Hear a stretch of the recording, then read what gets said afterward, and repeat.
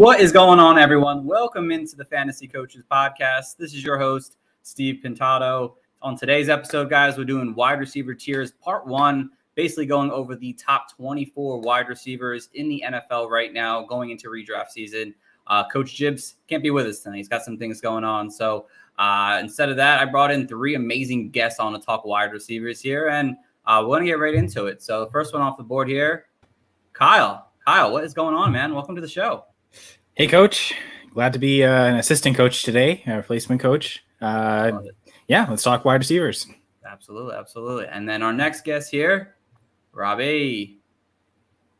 Robbie's a little...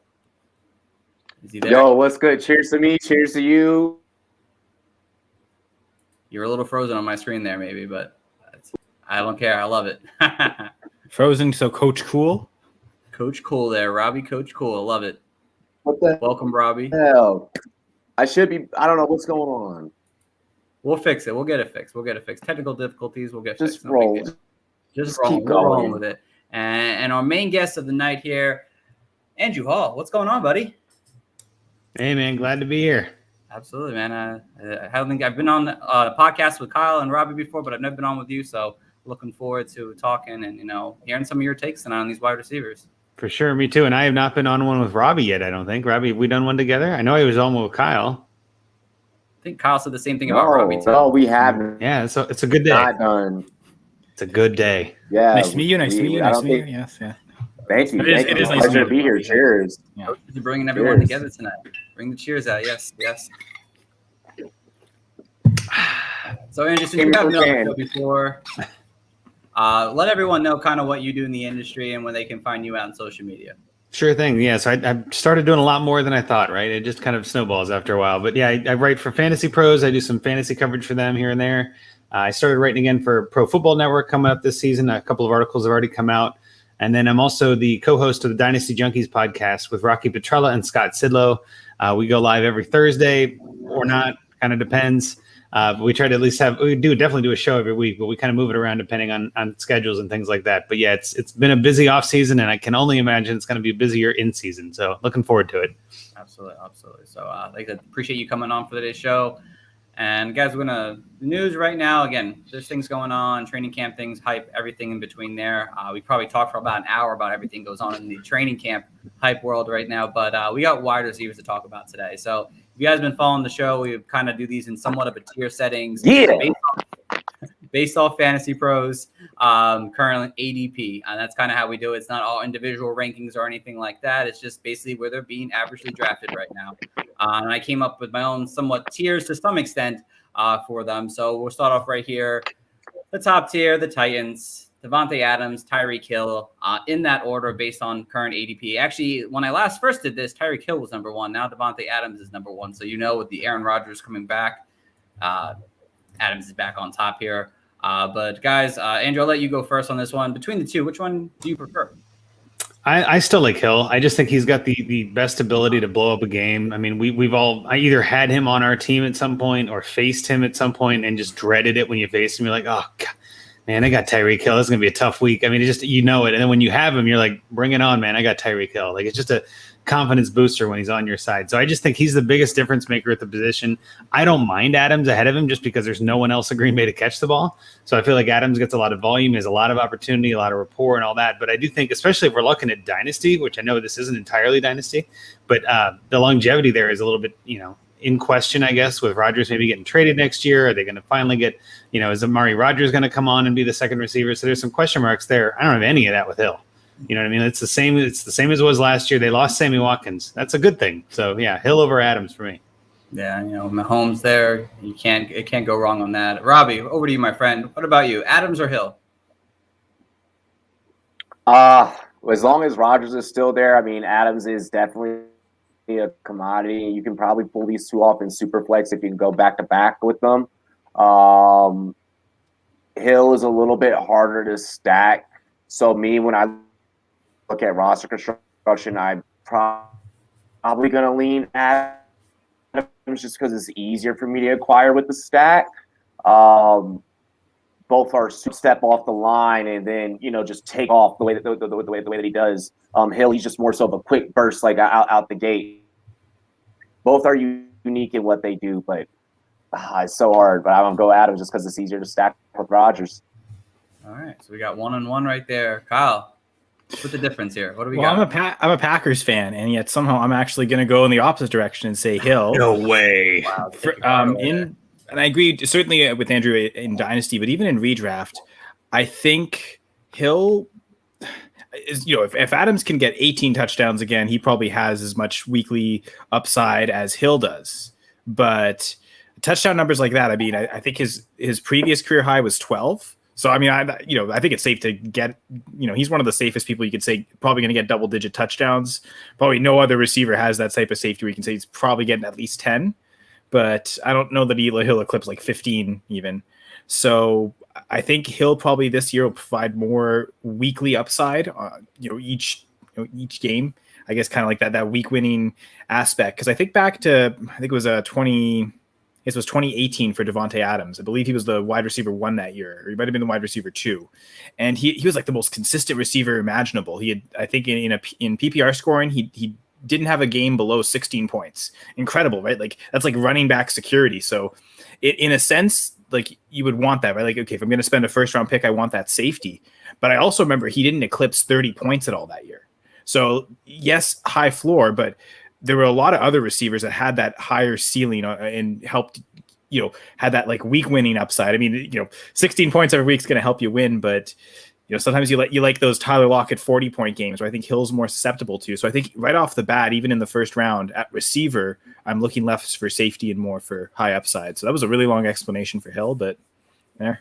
Hey, I mean, it works absolutely. Like I said, I'm on the Adams side. Honestly, I'm with Robbie on this one, and it's for me. I think Adams' upside can be more in terms of consistency, like you kind of all mentioned already. I mean, what the Packers do? You have Aaron Rodgers back now. You bring Randall Cobb. Yeah, he may not be the biggest factor, but he's going to take coverage away somewhere there. You have Rob Tonyan going into another year in the league right now. You have Amari Rodgers, the electrifying rookie in the NFL now. It's going to somewhat not maybe take complete pressure off of Adams, of course, but it's definitely going to open things up a little bit there. And, if this is Rodgers last year in Green Bay, likely he's not playing with Devontae Adams next year. There's probably not a chance that happens unless they happen to go in the same spot. If that's the case, it's possible. But if it's the last year, let's go out big. Let's go out and just keep on throwing the ball to Devontae Adams this season. Yes, his injury upside is not the best right now. Injury concerns is not the best. But, I mean, Rodgers is going to get him the ball no matter what. He's the number one target there. How hard did both Jordan and Pippen play their freaking hearts out that last year of their last dance? Oh, they played. If you watch the documentary, they played hard. Last dance. Yeah. I think they both kind of tweeted out pictures, right? In a big way, and I think that's going to happen this year. Tyreek Hill's great if you want to go direction. But Adams is a factor. I don't think you can go wrong with either. Can't go wrong either way. Neither is wrong. Neither is wrong. The fact that they're both in tier 1. There's probably no other receiver that's worth taking in the first round. I know as we'll probably get to tier 2. There's one name I'm going to name as in this top tier, but likely that receiver you probably won't see him go as wide receiver 1 very much. So I think it makes sense for this to be the tier based on draft prices again more than rankings, I believe, right, for these tiers? Yes, it's more of their average draft position than actual. The only thing I wanted to mention, something you hit on before, Stephen, was Adams, I think, is a better floor play and Hill is a better ceiling play, right? And that's very nitpicky for these two, exactly. Right? Like they're both terrific. You're not wrong, like we said. But I do think if you tend to feel a little more confident with just give me the steady points, give me the guys that I don't need to worry about, I think that's going to be Adams, right? But if you're the kind of guy that's like, go big or go home, give me all the risk, let me just load up and defeat all these guys because my league is full of studs and everybody knows what they're doing, and you got to have a differentiator, then I think it's Hill. But again, I don't think either of those are a wrong choice. Like if you pick Adams, I'm not going to be upset and be like, how dare you? It's like, no, good pick. I get it. Exactly. And that's why they're in this tier, the Titans. They're the top elite, and they're set them and forget them, and they're going to give you a lot of big weeks a lot of times. So the next group here, you could say similar things about everyone in this next group here, and they're the elites. The Stephon Diggs, who I spelled his name wrong, I'm sorry. DeAndre Hopkins, Calvin Ridley, DK Metcalf, Justin Jefferson, and A.J. Brown here in this elite tier next in order of their average draft position here. Kyle, I'll let you go first on this one. What's that one player that's in that tier before that we just talked about? I say it's Stephon Diggs. And I think, massive volume year last year. And I think maybe even more than Tyreek Hill. He kind of closely resembles Adams in that he's probably going to have a safe floor in terms of production, get, a safe amount of targets every single week. I mean, he had 166 last year. And it didn't seem like he was being over targeted. Like Josh Allen was like hyper focusing on him.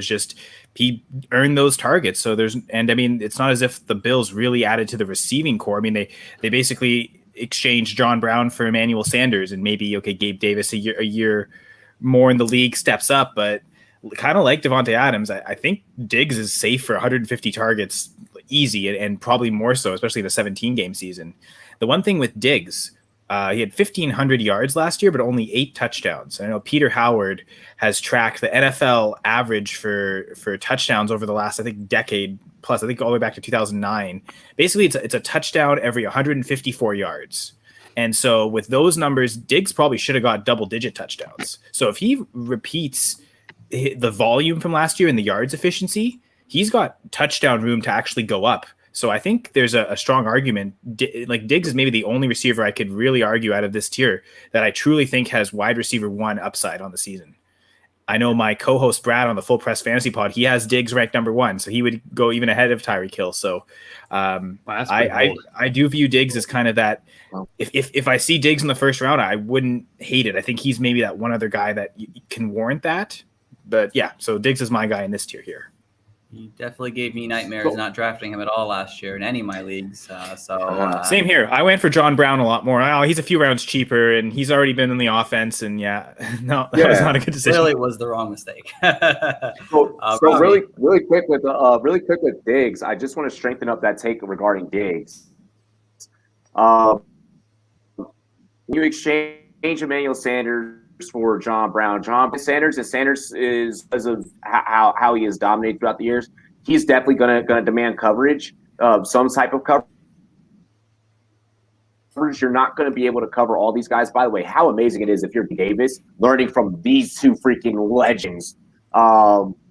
With that being said and being stated, that rises Allen even more. I think that this team is going to be amazing. I would like to say that Hopkins is a guy that probably could be debated up there, despite me being a Justin Jefferson truther in this scenario. I do want to throw Hopkins up in there.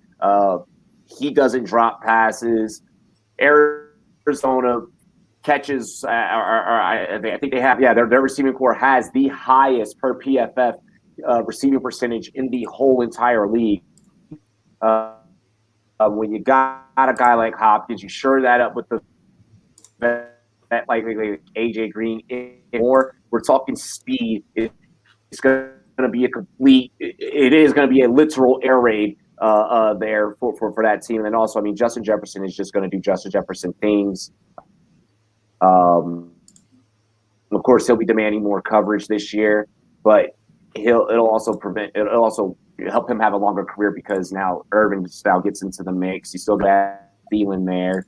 We're looking at a classic how Randy Moss and Chris Carter were, except it's just chocolate and vanilla on one side, okay? Yeah. Very focused offense. And then Dalvin Cook in the middle. I guess that's your strawberry, right? Like it's those three, no one else. The cherry on top. Exactly. Yeah. Ooh, that great Sunday. Very good one Sunday. But Andrew, over to you. Some of these there's someone guys there. Fantasy Football Fit Club just got pissed. But some of these younger guys here, Andrew, like Metcalf, Jefferson, and Brown. What's your favorite out of that bunch of because they seem to be going in that mid to late round 2 area. Well, I don't think there's anything wrong with any of these guys either, right? They're at the top for a reason. So it's hard to find flaws. And when you compare them together, you kind of get into this really nitpicky mode. And it's just how you have to be, right? When you're on the clock and you're staring down all 3 of these guys, you have to kind of weigh everything. And it comes down to how you like to build your team.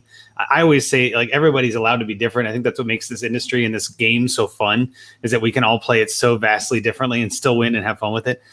For me, of those 3, between Metcalf, Jefferson, and Brown, it's tough. But I go Metcalf. I just think that he's that kind of beast that's he's going to get a lot of targets. I think that offense kind of flows through him now. Lockett is a little inconsistent and going a little bit later, but I do think there is some some upside that with Metcalf that I don't know if I have with Jefferson. Brown, with them adding Julio, I'm a little nervous just because I do think that he is going to lose a little bit of targets. Yes, he's earning those targets. They're not vacated or anything like that. But I do think that Jones is earning targets too. And that offense is more of a running offense with Henry, even though they lost their coach in Arthur Smith and things like that. So I think there's a transition in that offense that makes me a little nervous. Jefferson and the Vikings have a transition of their own. They're not going to be what we think anyway. They're not going to be passing as much. They want to go back to running the ball. I can think of that as a little bit of a dig on Jefferson and just be like, maybe he's not going to be that guy. Metcalf's in the same offense with pretty much the same co-stars, and I think he's going to do terrific. So of those three, I probably have it. I mean, as they're ranked is fine with me, Metcalf, Jefferson, Brown, but I wouldn't hate anybody taking Brown over any of them, right? Like A.J. Brown's a beast. He can score 6 times a game if you let him. You know what I mean? So, there's nothing wrong with that guy either, but I just lean Metcalf because I like the consistency more. If you can get that Tannehill Brown stack, which by the way, Brown, Metcalf, both amazing guys. Shout out to the Rum Boys 2019 rookies. But if you could get that Tannehill Brown stack, ladies and gentlemen, feel free to make that happen in your league. So no matter what the format, if you can make it happen, because what you're doing is you're taking wide receiver efficiency and QB efficiency, and you're just making an efficiency sandwich. Absolutely, just did that in the Poly Playoff charity I league. thought that. Just did that there. I was so happy with that pick there. Stacking in tournaments. No one feels too high in this tier. Like there's no one this tier that I think shouldn't belong. Like again, I would say Diggs, but because he belongs a tier above. But like I don't really think anyone's too high in this tier. Like there's no one that should be in the third tier. There's just not really. You could unless Robbie disagrees. There's someone that's left out. There's just one person that's left out. I agree. Yeah, if anything, I would raise someone. That's all. Again, yeah, I think it's maybe raise a receiver or two up into this tier. I think, but yeah, no one here feels like they're too high. That's this is what ultimately happens with tiers, right? When you try to break them apart, if you do it, what I've done in the past, I think we've all done this. It's like I'll just tier my draft, and then it ends up being a tier of 25 people. I'm like, well, that's not helpful, right? You kind of have to get that split somewhere, and Well, I kind of agree where this break happens. I do think after this, there is I would say a noticeable gap, but it's a small gap. So I don't hate the gap, but there's got to be a gap somewhere. I mean, do you put it above Brown? You put it below the guys we're going to talk about? Like, you got to pick a spot. So I kind of like it. I see the logic in here. Yeah. That's kind of how I did most of these tiers. So there's two guys I think could potentially be in. I'm curious who's that one guy that Robbie really wants, because I know what my answer would be, but we'll see. We'll get to that in just a few seconds here. Robbie's excited. So we didn't really talk much about Calvin Ridley. I just want to quickly mention Calvin Ridley here. I think he's one of the most safer round 2 wide receivers in this area. Because you could make a case for him as a negative too, but I feel like you can make more of a case for a negative for most of these guys outside of Diggs per se. I think just Calvin Ridley is just going to take that next step. You saw what he did able to do last year without Julio Jones on the field.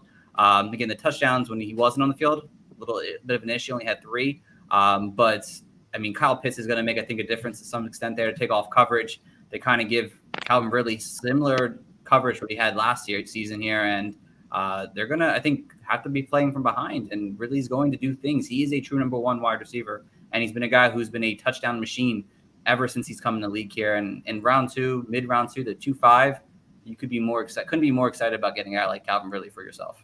If it's redraft, I think I'd rather take Ridley than the headache of trying to figure out between those 3 young receivers, Brown, Jefferson, Metcalf, because I looked at my rankings. I have those 3, 6, 7, 8. So I'm having a hard time distinguishing between the 3. So I think if it's a redraft league, I'd rather just go Ridley. And I think, yeah. And he's in that prime not breakout age, but just dominant wide receiver 1 range there. That's actually what I was going to say, is that we could be talking about Ridley in that Titans tier next year. You know what I mean? Like he could be up there with those guys. If Adams has a rough year, or, Rodgers doesn't play the full season, or who knows what drama happens there, or heaven forbid Hill gets hurt or something. I mean, like some of those guys could start to have some question marks added in. They're getting older. Ridley could easily be the next heir apparent. And next year, next August, we're talking about him as the unquestioned wide receiver 1 overall. I mean, I do think that to kind of hit on your note too, Pitts is a great addition, and he's a terrific athlete, and everybody would be happy to have them on their team, NFL or fantasy, either way. But he's also a rookie, and I do think that rookie tight ends, rookie receivers, I do still stand by the adage they take some time to acclimate. It's not 3 years anymore. I think that's probably come down to around 2. No. But even with the way last year was, it was kind of a fluke. I just don't see Pitts being that dominant force. It's like blowing up the world. And his ADP is just ridiculous to me. So I'd much rather have Ridley than Pitts. And I think in all honesty, too, if things go as I'm predicting, that's going to funnel more to Ridley. If Pitts is going to catch 100 balls or something, then that takes away from Ridley. I don't see that happening for Pitts, to be honest. I think he's got some time to adjust. You're going to have Russell Gage catching 60 to 80 balls, but it's going to be Ridley with 100 easy. And you could argue the others all have a lot more competition across the field. Ridley doesn't. So it could be a really standout year for him. So I think he's probably the one I would put ahead of Hopkins. But other than that, this tier ranking is right where I have him pretty much. And then that's a great point about people, they have other people there. Ridley doesn't, maybe. If you consider Kyle Pitts and his rookie season, how that's really going to go.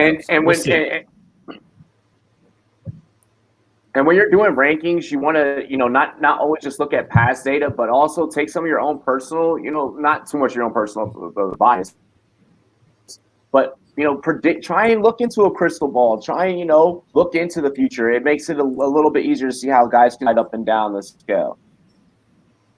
One thing that really helped me actually go through receivers, we just did on the Full Press Fantasy Pod, we just finished our 2 wide receiver tier episodes. I know that the part 2 is not out yet at the moment of this recording. I'm almost done editing, so maybe by the time people re-listen to this, it might be. But one thing that I found really helped was I went back and I think I used Fantasy Pros, but whatever site tracks results. And how did all these receivers score? Because I want to know how many fantasy points they were scoring. I went over each of the last 3 years. Obviously, there's been a lot of receivers that you could go with a little longer than that, but just what have they done over the last 3 years and whatever scoring, PPR, half point PPR, just to compare, because that's what we're after. It's the fantasy points, right? So how have they been producing fantasy points? And I found that helped me get those tier separations easier. Definitely. And definitely a great point there, Kyle, for sure. Amen. So let's go over the tier that people have been mentioning a little bit here on this part here. And it's the low end wide receiver ones. And this is the Keenan Allen, the Evans in this tier here. I think we know. So, Robbie, I'm going to let you go first. I know you were hyped to talk about somebody in this area. So it's all you, my friend. So Terry McLaurin, the F1 McLaurin, all right. We need to be moving this guy up. There is a new gunslinger in town in our nation's capital, and his name is Ryan Fitzmagic. Okay, will he give us at least 2 to 4 games of tragic? Sure. But you know what? McLaurin has been sure-handed and proven himself like many of other receivers. Right there next to Brown, right there next to Jefferson, because this time he's going to have a QB, a consistent QB for a full season. I don't think we're going to go running Taylor Heineke. And even if we do, it's not going to be the 4 QBs that we had last year. He's now only stuck with 2 guys that he's accustomed to. McLaurin produces no matter who's under center. That's the guy I am targeting everywhere.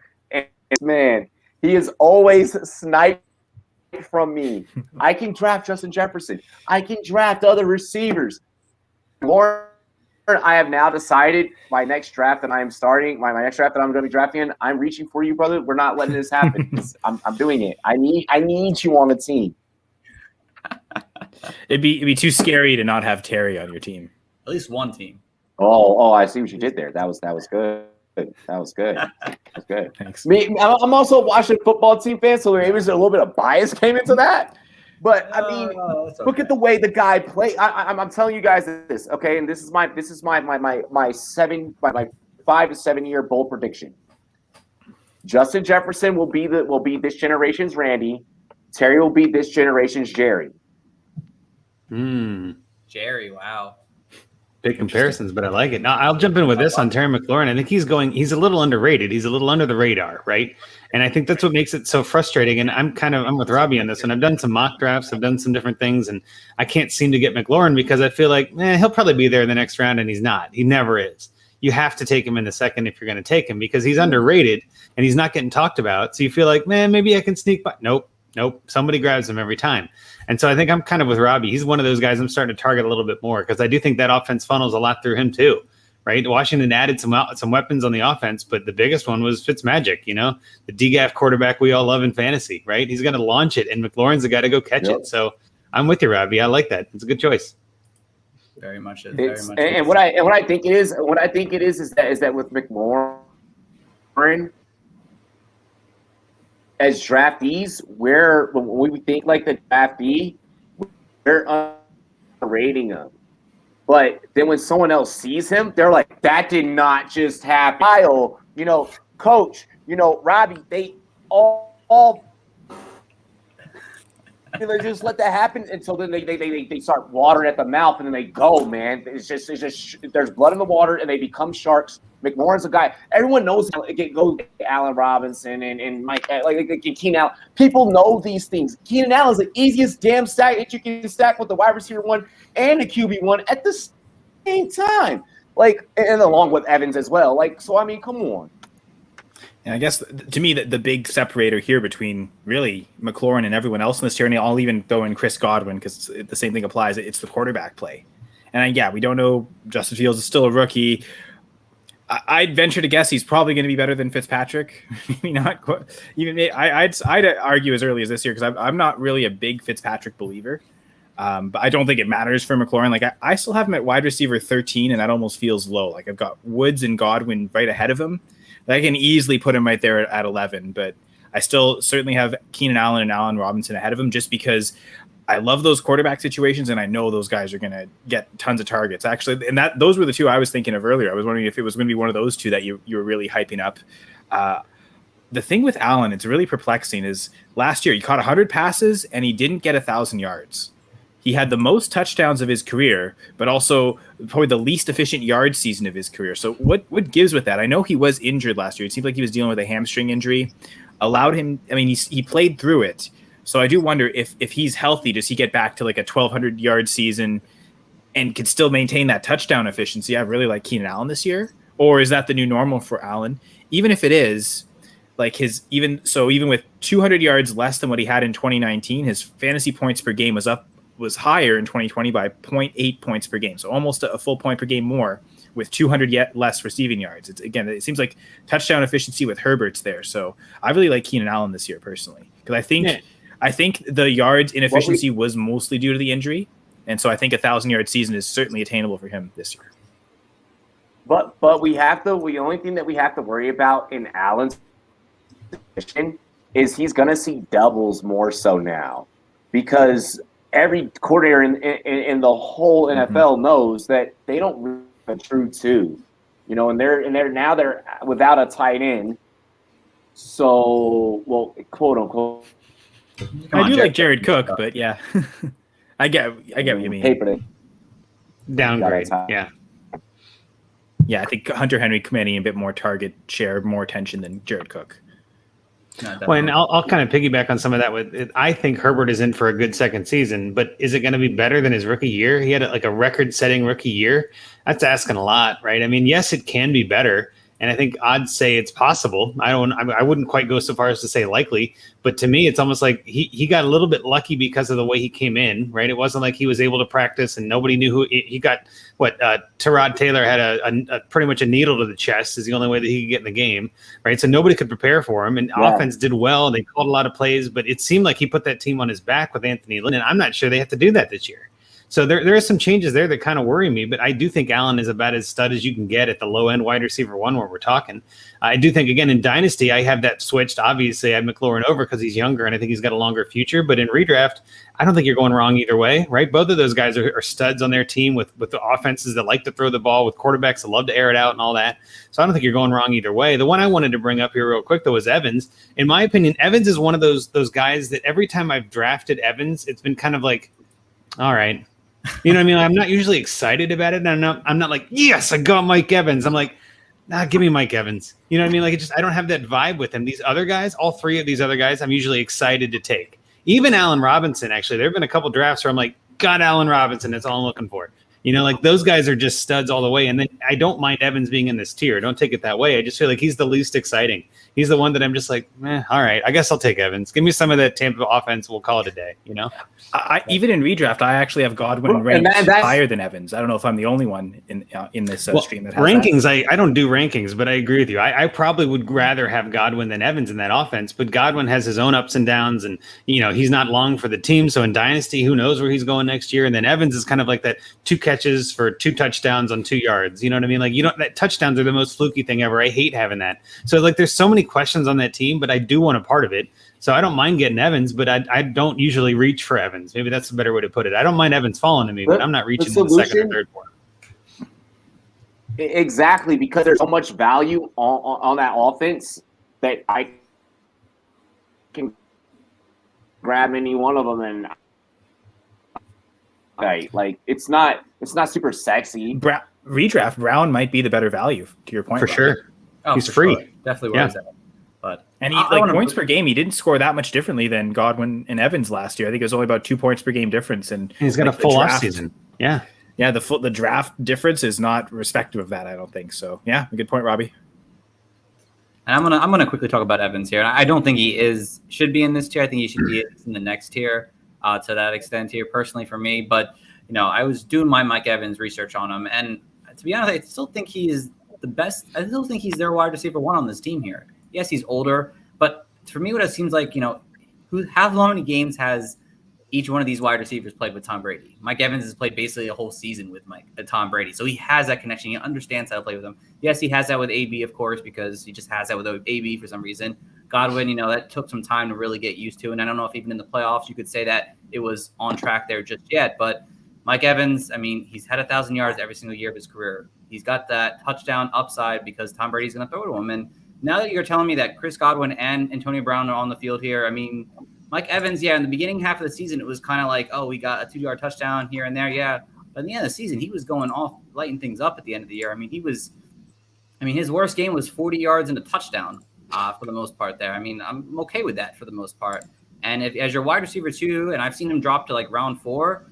Again, it's not a sexy pick like Andrew said anymore. It's just like, oh, you have Mike Evans, great. But I feel like he's being slightly undervalued at this point, even though people are saying he's an overvalue. If you're taking him in this early round 3, yes. But if he's fallen to round 4, I feel like he still has potential to really perform really well this coming season here.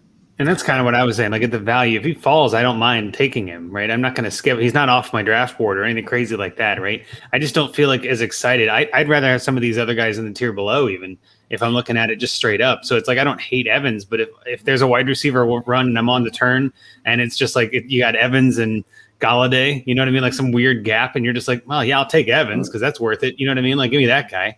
And then the second one, maybe I'll go running back or something. So like, it kind of depends on how the draft goes. But again, I just don't feel like I'm never crossing my fingers. God, I hope Evan falls to me. Like, nah, I'm okay if I miss him. You know what I mean? I'll just get Godwin and be happy. If I'm grabbing Evans once again, I just actually wrote a stack article, so I think that's why I keep referring back. And I love stacks. Honestly, I love stacks. But if it's Evans, I'm definitely stacking. With the rest of those other guys, I'm okay with, like, if I don't end up with, well, Allen, I'm stacking with Herbert, but like McLaurin and Robinson, I'm okay if I don't end up with Fields or Fitzpatrick, later on. Like, I could figure it the fuck out from there. The other two, I feel like I need that security blanket. It makes sense. Because they are so good. So it's like when you're playing Mario, you need the mushroom. I'm always down for mushrooms. I know. Fungus Among Us, right, Andrew? That's right. I was gonna make that reference. But yeah, sorry about that, Coach. We don't condone that. No, I don't care. No, I definitely don't care. But to Andrew's, Joe Rogan enters the chat. To Andrew's credit, I like my third tier receiver is about double this size, and so I think my third tier encompasses what these next 2 tiers are. So I don't feel the need to reach for any of these guys, right? Because I can grab, I don't mind Cooper. I guess we'll hint at it, but like I'm sure Cooper Kupp's probably going to be like low end at the end of the next tier. Like I don't really see much of a difference between him and any of these guys. I think him with Stafford might be good. Sorry to hint forward there, Steve. No, that's okay. We'll go over the next one because we're getting close to the Cooper Kupp, and it's the wide receiver 2 upsides. Obviously, I think you could say that they have that upside to be a wide receiver 1 possibly, but they're being drafted as wide receiver 2s, and that's CeeDee Lamb, Julio Jones, Chris Godwin, and Amari Cooper there in that order now. So, boys, let's see. Andrew, I'll let you go first on this one. Talk about someone in this tier you like. I just think it's interesting that this tier is where you start seeing the doubles, right? You got Jones, Godwin, and Cooper, who are the second receivers on their team, and they're still potentially wide receiver 1s. In fantasy anyway, like, top 12 wide receivers. I think that says a lot, where it's like, these are the guys that are on those high powered offenses that just go. And you definitely want those kind of guys. And you got Lamb and Cooper in the same tier. There are definitely places that I've seen Cooper, rated or ranked or whatever you want to call it above Lamb. And it's like Cooper's the better guy. Well, then news comes out this last week that he's still having some injury issues. And all of a sudden his ADP is dropping. It's like, we're such a fragile people in fantasy. One little tidbit of news can change the whole world. And I just think that's hilarious because it really does depend on when you draft and who you're drafting with. Like, I still have guys in my home league that bring a magazine that was created in March. You know what I mean? And I'm very excited for one of those guys drafting Cam Akers. Like, I know it's going to happen because they're not paying attention. They don't know that he's injured. On Twitter if it happens. I will for sure because I have a feeling it's going to happen. Or somebody's going to talk him out of it. They're not going to let him put the sticker on the board kind of thing and not make the pick. That's what I'm afraid of. It's going to be like, oh, man, you should have let him do that. Someone's going to take out the Cam Akers sticker just to make sure. Yeah, well, that's probably it. But back to the topic at hand, I do think that these guys are all terrific options for that, right? But if you're looking at an old data, you're looking at an old magazine, you may think Jones is still in Atlanta, right? And that's kind of where I was going with this. Like, Julio Jones is a terrific receiver. Why is he going so late? Well, he's playing behind A.J. Brown now on a different offense. He's got to learn some things. That's going to be tough. Godwin, I think, is actually the most, I would almost say the most safe option of these, right? The most consistent, maybe. And it's only because Lamb and Cooper are kind of going to feast off each other. Dak's coming back from injury. They might be a little ginger or slow with him out of the gate. They still got Zeke in the backfield. I feel like, and obviously Henry with Jones, but like Godwin, there's no running game. And I was saying before, I'm not excited about Evans. I am excited about Godwin. So I feel like for me, of these four, Godwin's probably my favorite, which doesn't say a lot because they're both great. All of them are great, I should say. But him and Evans are both great, but I'm just more excited about getting Godwin on my team. I just think he does more for my fantasy aspect. But it does kind of depend, too, on how I draft my team in the beginning. If I'm very, very floor centered, and let's say get Adams or somebody like we're talking about high floor, I might choose not to go Godwin and go somebody like Cooper or Lamb here to give me some ceiling, right? To kind of mix it up. You don't want to be boring and have just an all floor team. Nobody likes that. So I do think Godwin's got some of that ceiling that these other guys maybe don't have, but it's really nitpicky yet again, where it's like, man, they're all great options. He was wide receiver 2 years ago, right? 2019, Chris Godwin was the wide receiver 2. So, I mean, or I guess depends on the scores. Maybe certainly top 5 in regardless of any league. So he's shown that upside. So I definitely agree. If there's one player I want the most out of these four, it's definitely Godwin. He's on the franchise. He's on the franchise tag, right? So he's going to play his heart out to find someone's going to have to sign him. It's not going to be the Bucks. So there could be something with it's a contract year kind of situation too, right? You were saying before with Adams and Rodgers, both like Pippen and Jordan kind of seeing their way out. I mean, the Bucks just won it. Brady wants to run it back and do it again. And I think he's going to lean on Godwin as long as he can stay healthy, which, again, no rankings ever really project into health. It's impossible to do. So as long as these guys are all healthy, I'd rather have Godwin. The only real question in reality when drafting them and putting that sticker on the board, you have to kind of keep that injury risk in mind. And I do think Godwin's probably the most injury prone, although him and Jones could fight that out. But Jones ends up playing through a lot of it. Right. And Godwin last year, I feel like missed more time than I wanted him to. I had him on my team as a keeper. And I remember thinking, man, I got to keep the wide receiver 2 with my 7th round pick. Like, oh my God, what a steal. And he didn't really pay off that much, but he did win me some weeks. And I won the title in that league, but it wasn't because of Godwin. You know what I mean? I'd argue Amari Cooper might be the most injury prone, or at least to me right now, the biggest injury risk because he is hurt right now. Currently, yes, you're right. That's a good point. I will say this is the first time I've seen someone that I think is in a tier too high. Like I've mentioned a couple times, I thought Diggs was too low. I maybe made the argument. I thought Keenan Allen was a tier too low. Godwin's a tier too low here, but no one seemed to be a tier too high to me. I think Amari Cooper is. I could say that. I've got him ranked at wide receiver 23. So I've got him outside the top Amari 20. Cooper is so there's definitely a few names that I'd rather have. So Amari Cooper, the pooper scooper. I mean, this is one that everyone kind of flip flops on. I like CeeDee Lamb over Cooper. I want y'all to get excited that I'm saying positive things about your team and like, oh, he likes us, huh? Relax, okay. Now, with that being said, I do think that Lamb is a lot better. They are looking to figure out, if it's Cooper that they are going to maybe move on from, if it could be Gallup that they move on from. So which would obviously elevate, one Cedric Wilson, so on and so forth. I'm worried about how Dallas is doing, and they got Hard Knocks going on. I think there could be too many distractions. I'm just but if I had to pick one out of the two, it is going to be Lamb. I have no problems, once again, going with the Tannehill, Julio Jones stack. Once again, you're going with that injury risk. I feel like you're right, Andrew, in everything that you said about Godwin. So, yeah, that's my breakdown on that for. rather have either Rams receiver than either of these Cowboys receivers. Absolutely. Yes, I agree. I was just looking at my rankings, and like the fact we haven't even mentioned Woods yet, because I have him. Woods is the guy that's maybe preventing McLaurin from being in my top 12. Like it's him, Godwin, McLaurin. Like one of them's got to be outside the top 12 for me. But yeah, like I'll take it again. I even mentioned Cooper Kupp earlier, so yeah, I'm maybe a little bit lower on the Cowboys receivers than consensus. I might be a little bit more aggressive on Gallup though than the consensus.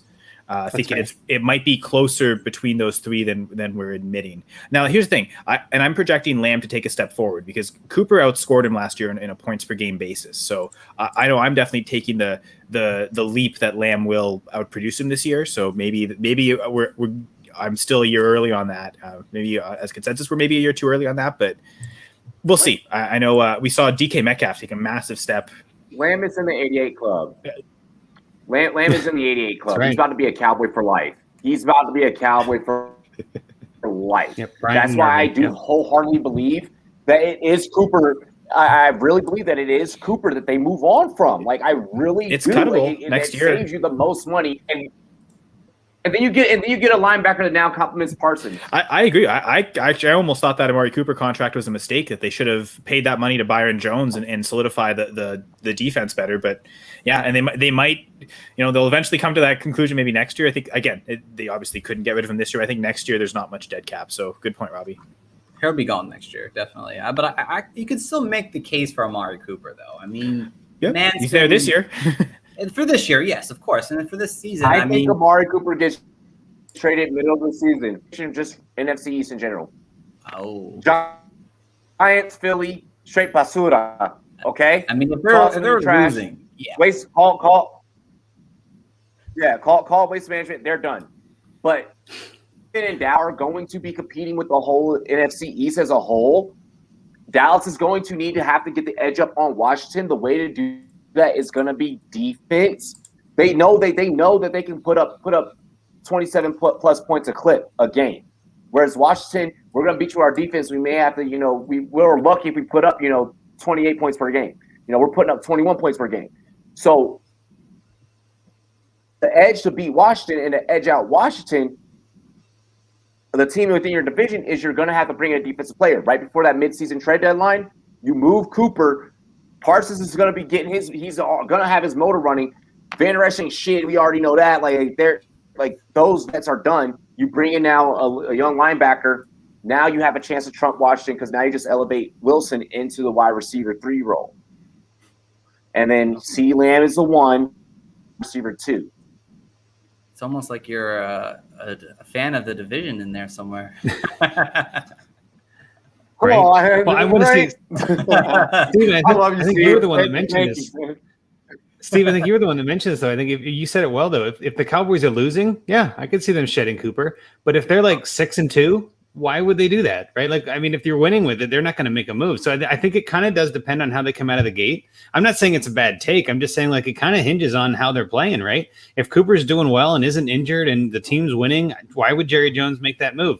But if they're struggling, I think Cooper's the next one to get cut, right? He's the next one. They're like, all right, we don't need that contract. He's too risky. We've got Lamb. We don't need him anymore. There was news that just came out too, though, about Gallup not getting re-signed or not getting extended, right? So it could be that the team is looking to get rid of both Cooper and Gallup, which I think would be a risky move. And again, like it depends a lot on how that goes, right? Maybe they're just not talking about signing Gallup now because they want to see how he does, right? And that doesn't mean the talks are over. It just means they're not doing it yet. So I do think that it sort of depends on how the year goes. But the Cowboys are a tricky one, and I'm not necessarily avoiding the Cowboys, but there are a lot of question marks. The more I look into them, it's just like, man, I don't know about that team. Zeke is probably the one I like. Yeah, but Zeke's probably the one that I like the most at cost. Yeah, like give me Zeke and the rest of them, I'll just sort of see what happens. Yeah, no, that's fair. I honestly, even in single quarterback, I kind of like Dak's cost. Like I remember I did a redraft league. I got him in the 7th round. Like that's where I'll take I'll take that top tier quarterback at that range. So, but I agree with you. I think Zeke's probably a better value than any other receivers, Andrew. I'll agree with that. 100%. Another player that we talked about this before the show, but that's another a running back that I'm taking above Saquon Barkley. Definitely Zeke. Fuck Saquons. Agreed.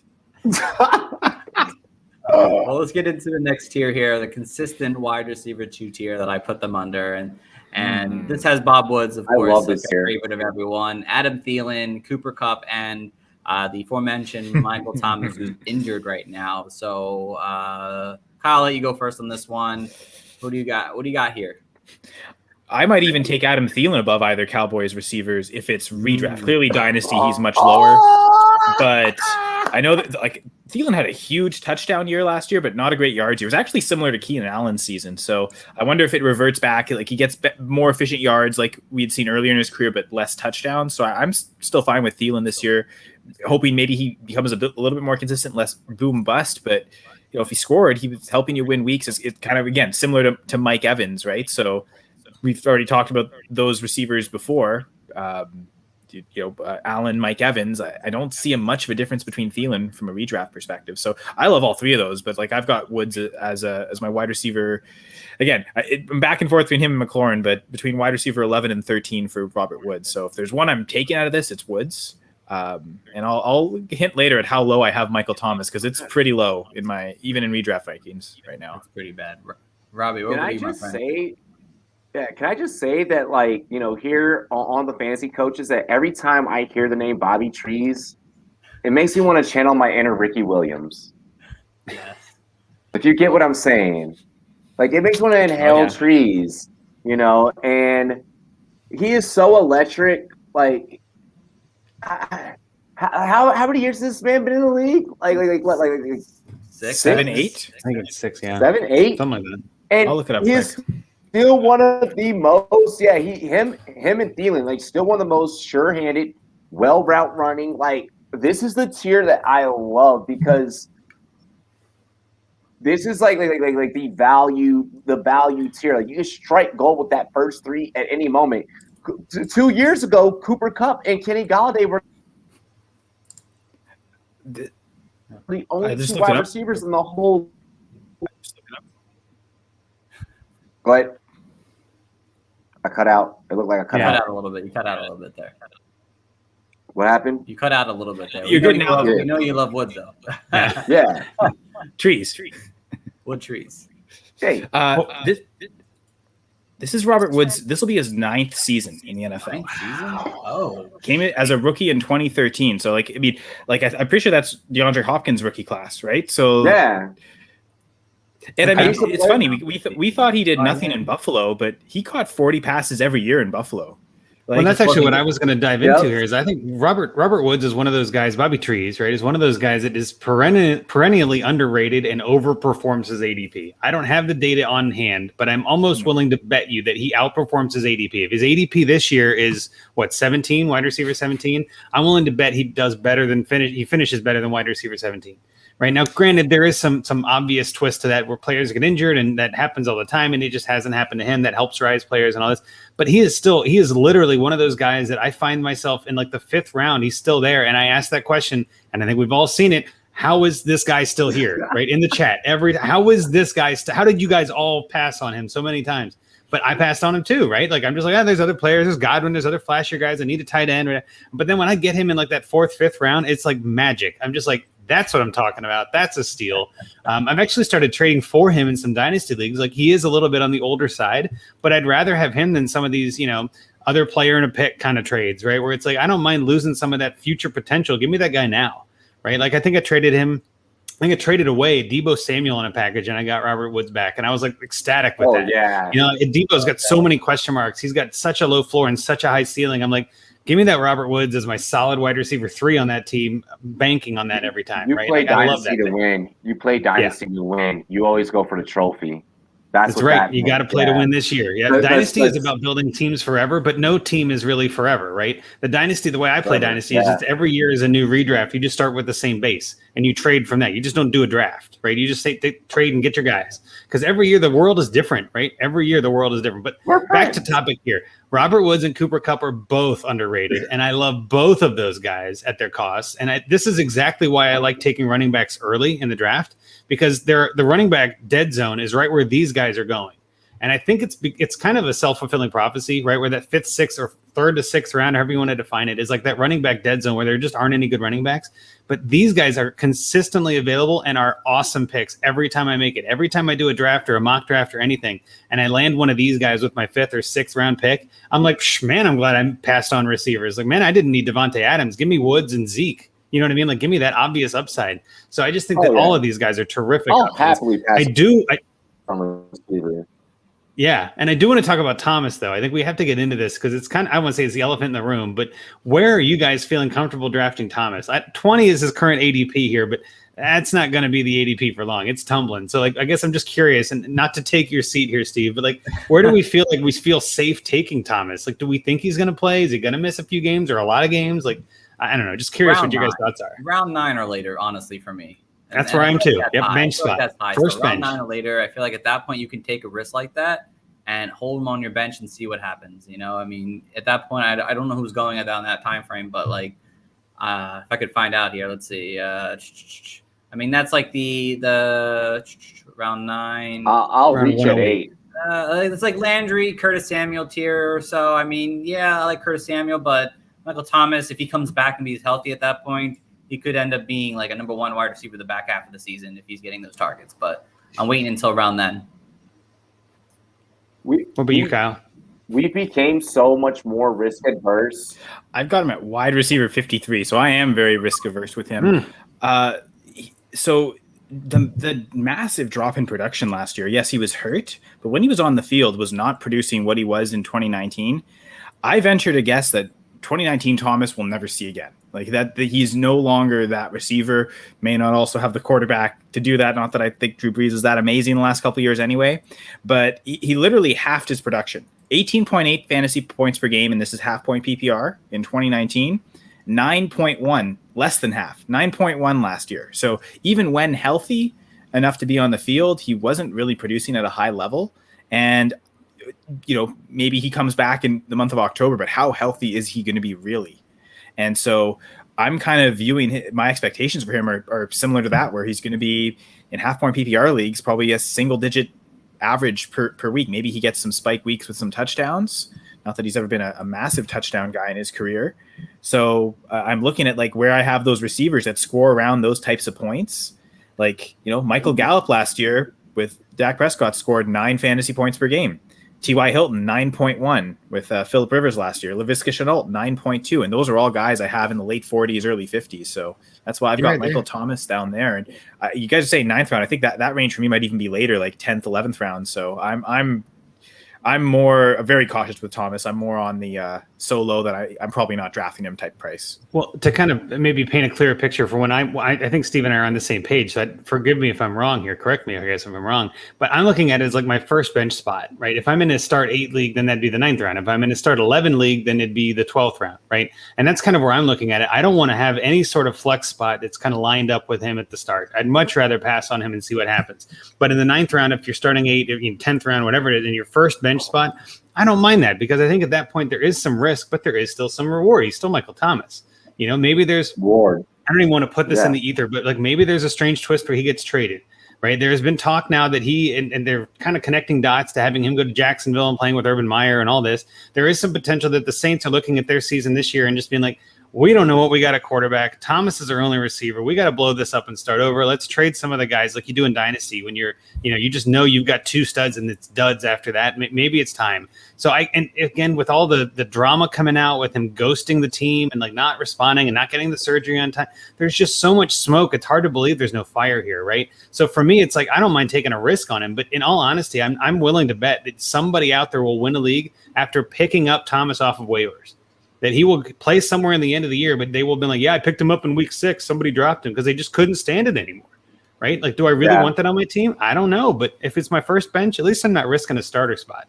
So that's kind of where my logic is. That's a good point to kind of say that it's league dependent, draft dependent, right? And your scoring settings, the number of starters, and it impacts those decisions. But how risk averse you are. If someone like it takes all the floor players early and you're coming to the 8th round, and you're like, I don't have any ceiling players. I don't have any crazy options. I'm looking at, maybe I take, I don't know, Jarvis Landry, or do I take, who's another floor player, or do I take Michael Thomas, who might actually come back week 2 and be a stud again? Maybe I got to reach for the stars here. Maybe I got to go crazy. I've seen it too in some keeper leagues where the whole draft is all screwed up because the keepers are taken. Something like that. It's like, man, you know what? All the receivers were taken. I kept 2 running backs. I got nothing. Let me go with Thomas, right? Like I could see a decision like that. And I think a lot of times when we're ranking players, it's always in a vacuum. When we're talking about trades on Twitter and all this, it's always in a vacuum. But in all honesty, the context of the league, the context of your scoring, the players in your league with you, all of that stuff has a hand in this. I have guys I know in my home redraft who've already texted the group thread that are like, I'm not drafting him at all. Okay, well, then he's going to fall, right? Well, that makes him a better value. So that helps.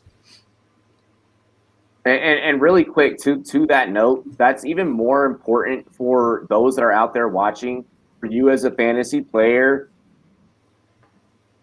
watch the fantasy coaches, read these guys' articles, check out, what we're doing, because everything is league dependent. So you need to have listen, all y'all have this motherfucking phone, okay?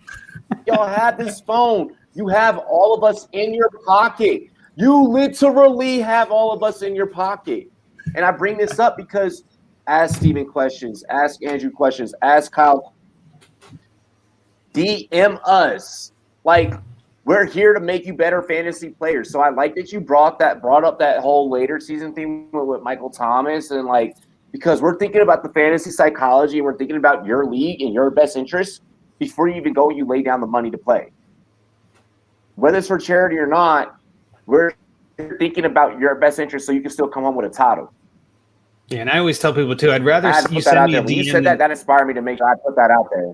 I love it. No, I always tell people I'd rather you send me a DM than me say check my rankings, right? Checking my rankings is not an answer. I actually don't like when people do that because it's pointless. Like, yes, I could have checked your rankings. I actually did, but I'm still curious with these settings, would you say something different?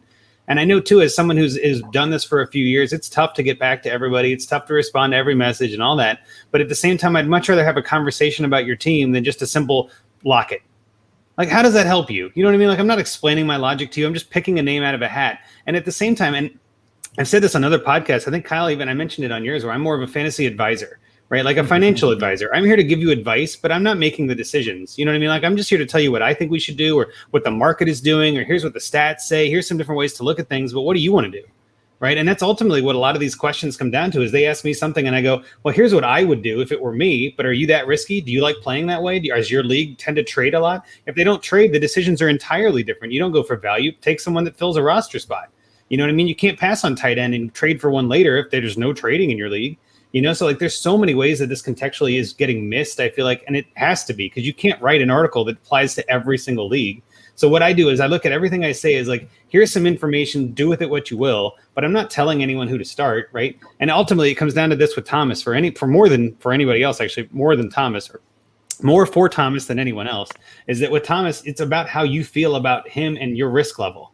If you feel like you're the kind of player that doesn't like to take risks, do not draft Thomas. You're going to hate it. It's going to be stressful. You're not going to want it. But if you're the kind of player who's in a fantasy league with, full PPR and bonuses and crazy scoring and no one trades and everyone's boring except for you, man, go have Thomas, have a fun time and just enjoy your league. You know what I mean? Like, there's no wrong answer here. But I do think some of that context gets kind of missed, especially on Twitter when you only have 140 characters, and be like, what should I take? Like, give me more info. You know what I mean? I need more context here.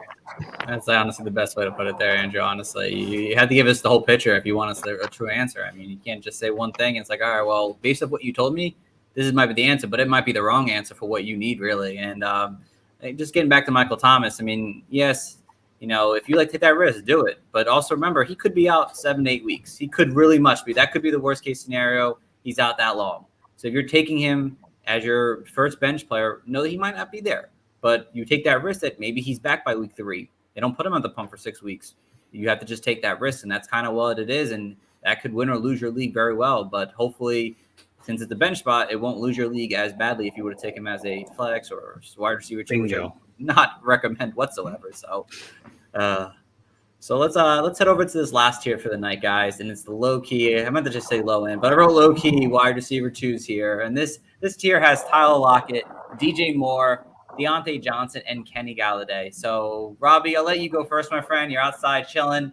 Who do you got? Who do you like here? Can I go with who I hate first?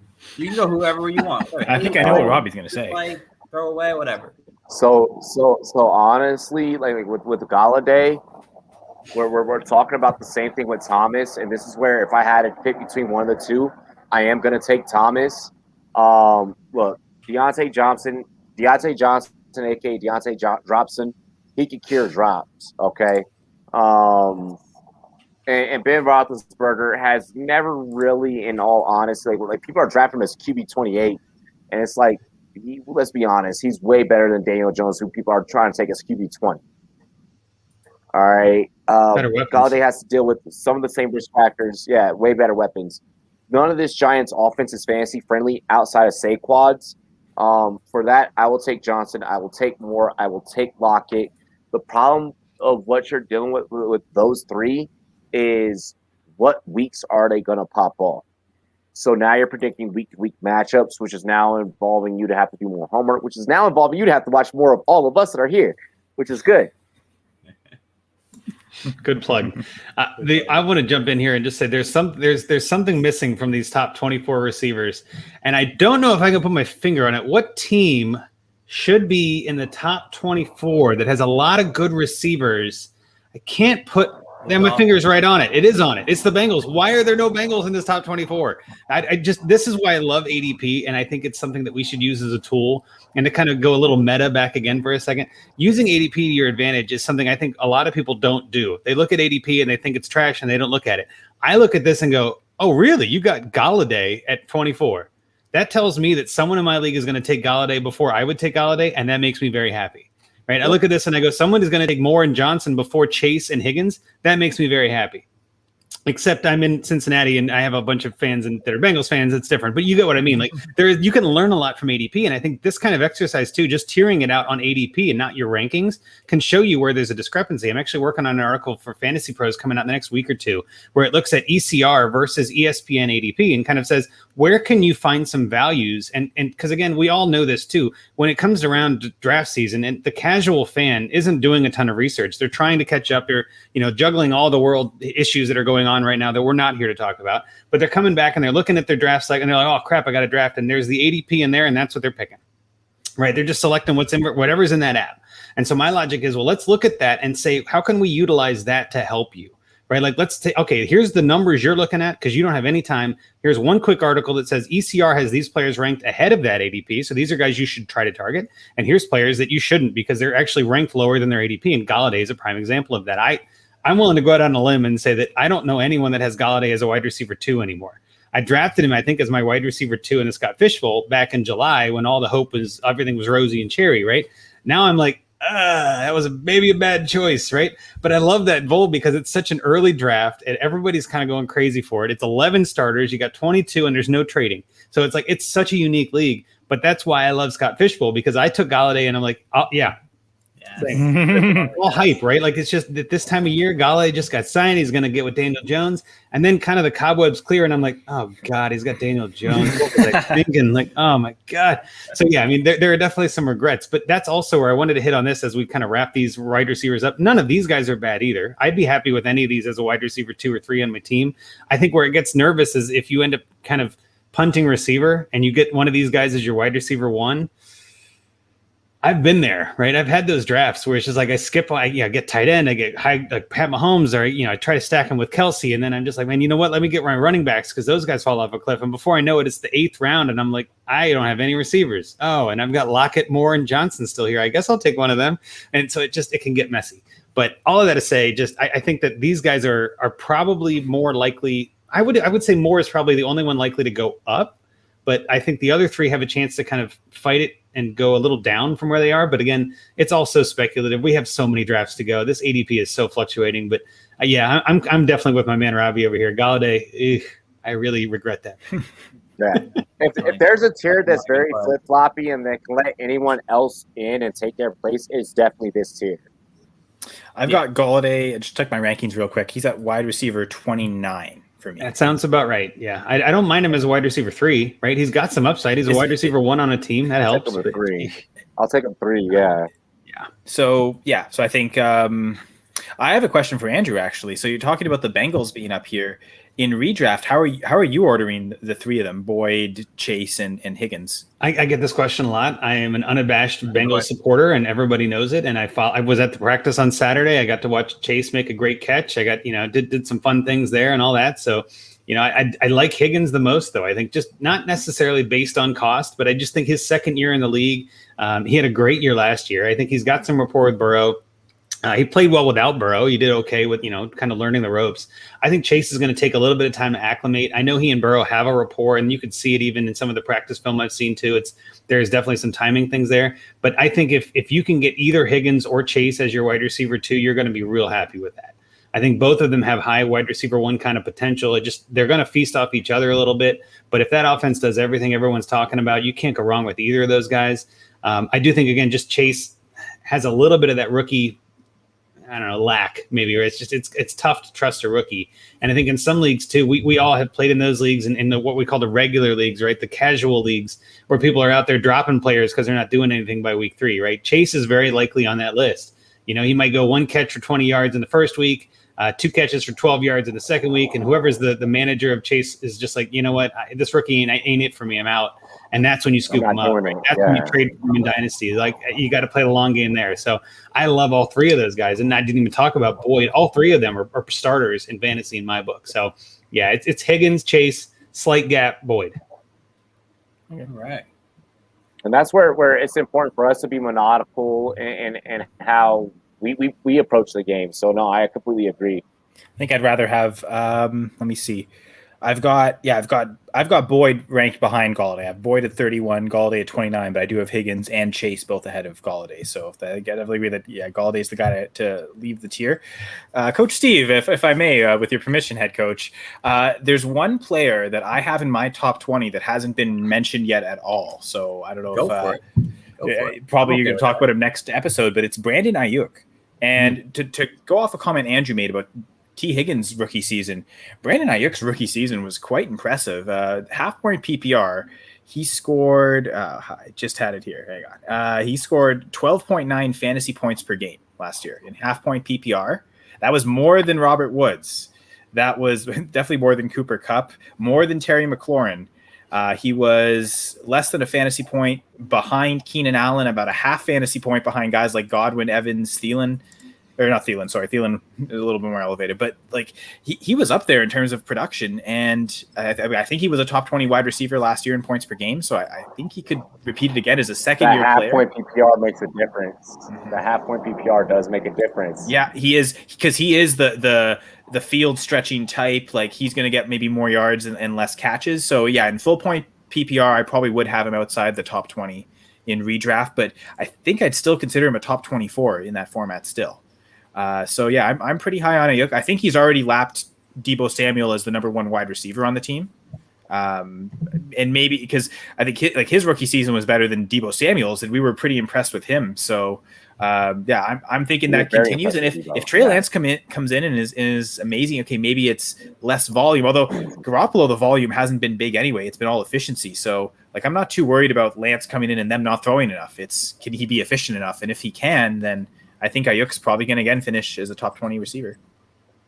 I just want to jump on something here for a minute. Well, I just want to jump on something real quick, because Ayuk right now is ADP 26, which, again, I don't think is too far off from wide receiver 20. I don't think that's terrible. Like, wide receiver 26, you're in the same range. But I'm curious, I guess, Kyle, where do you have Odell Beckham? Because he's ADP 25. I think it blows my mind that people are taking Odell Beckham over Brandon Ayuk. But I guess, again, the casual fan, the name Odell Beckham has so much more weight to it. There's all this hope and potential and all this. But I'm not even saying I don't like Odell Beckham Jr. I think he's got some potential to break out this year, and he's a good sleeper pick, depending on how you word that sleeper, right? How you define that. But I just think Odell Beckham is maybe better. His ADP is based on his name more than his talent at this point, or more than his production. So I'm curious, I guess, where do you have Odell ranked, in comparison to these guys?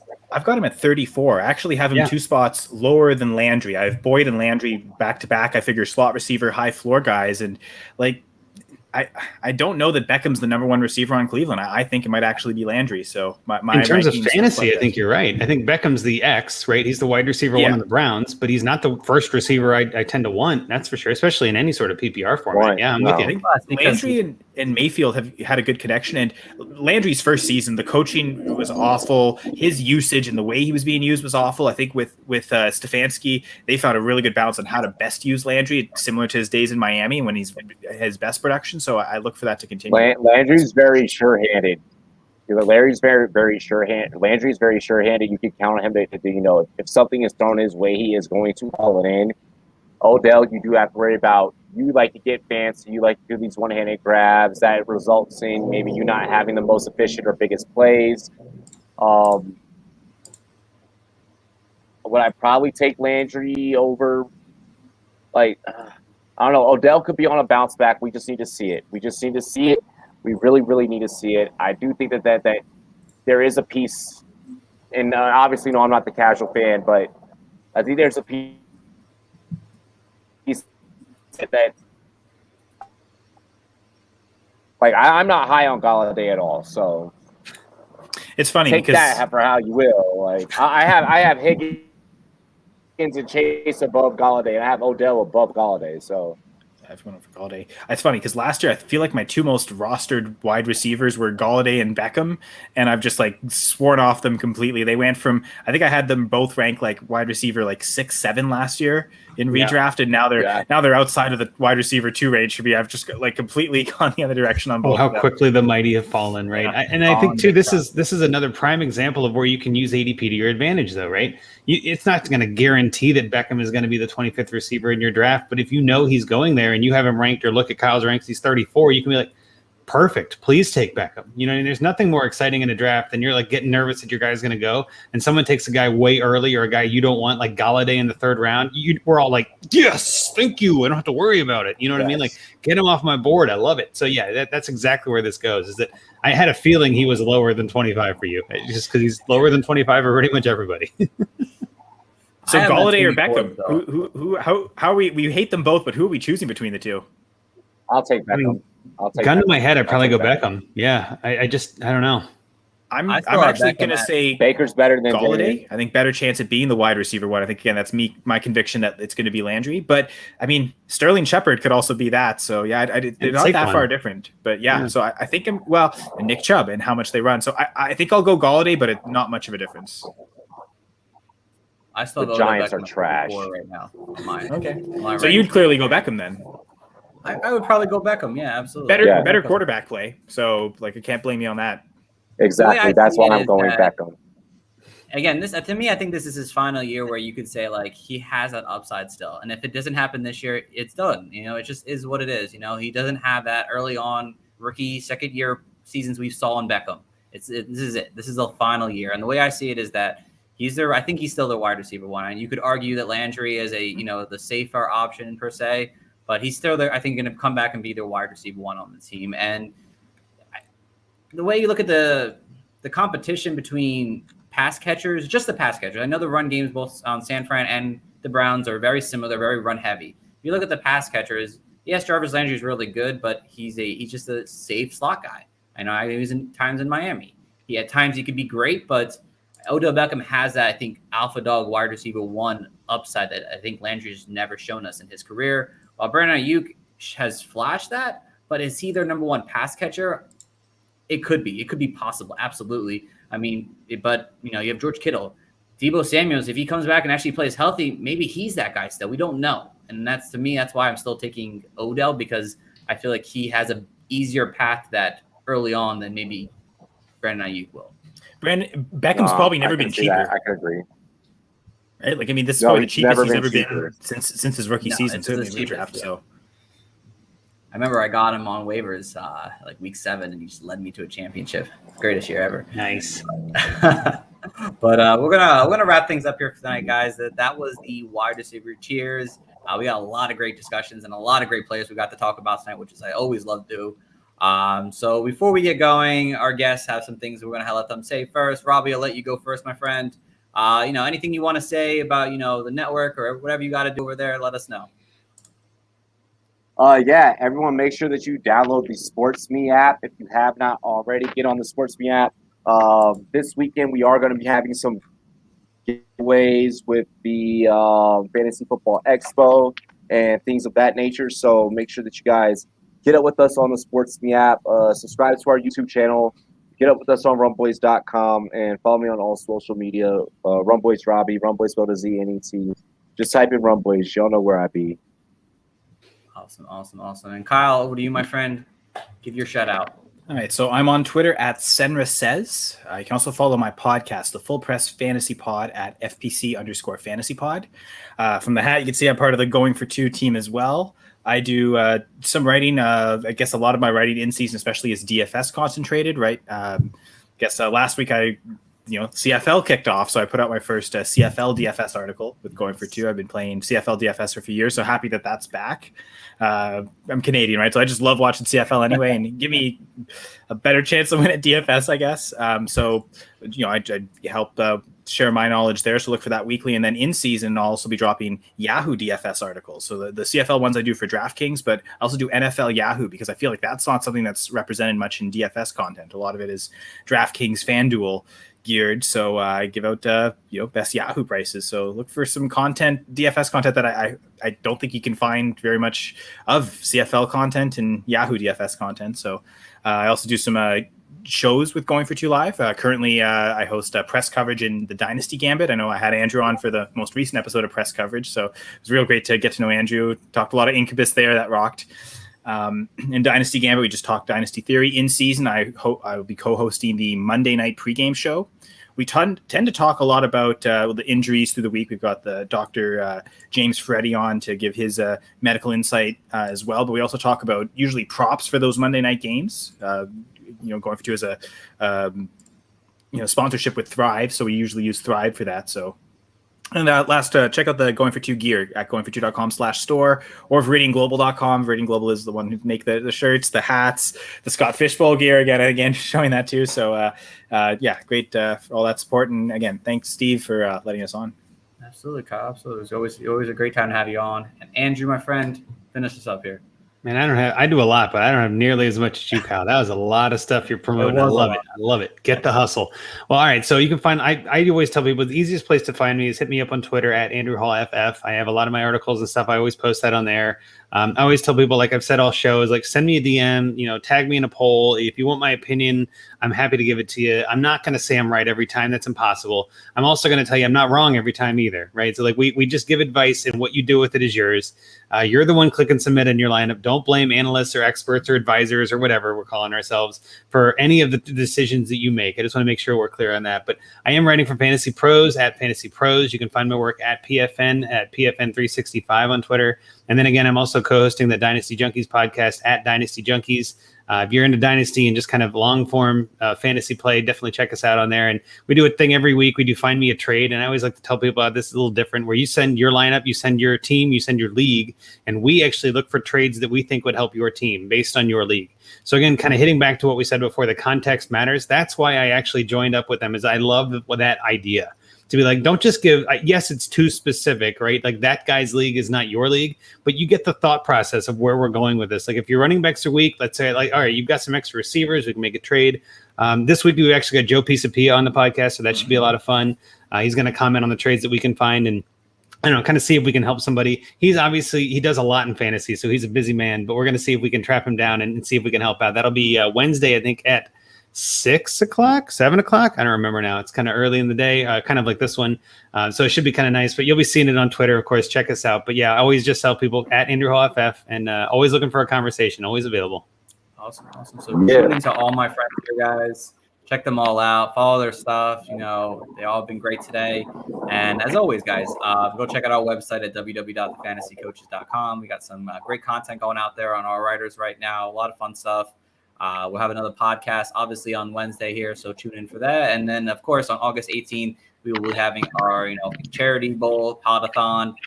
So we will be doing that there. The charity leagues will be starting, and we'll be doing a 6-hour, 7-hour podathon and just having a whole bunch of different guests on and doing some fantasy talk and talking about some of our animals maybe too. So tune in for that then. And until then, guys, You can follow us on Twitter at Coaches Fantasy. And if you want to follow me personally, ask me any questions, you can do it at Coach Stephen P.